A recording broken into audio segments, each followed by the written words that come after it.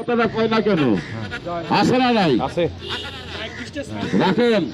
তাহলে কেউ বলবেন না যে সর্দার সাপের হাতে মারা যাবে। তাহলে একটা প্রমাণ দেখিয়ে দিই বাপ। এই যে দেখেন, তাহলে কোন গাছটা বেজিতে খায়, সাপে খায়। গাছটার সঙ্গে থাকলে শরীরে বান্দাদু লাগাইতে পারে না, শত্রু দুশ্মন বাধ্য থাকে, ও বাধ্য লোক বস থাকে, বক্সি কোনো হয় মানুষ, টিটকারি মনে করিস না, এটা গাছের গুণ।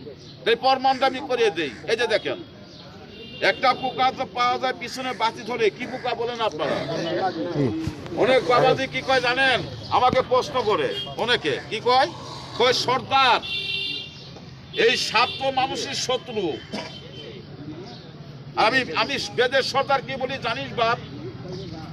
এই সাপ মানুষের শত্রু না বেটা, এই সাপের চেয়ে বড় শত্রু বর্তমান জামানায় দুই পায়ে মানুষ। আল্লাহ আপনাকে হায়াত দেখ ভাই, এই করি আমি বুকে নিয়ে বলছি। কোন মানুষ?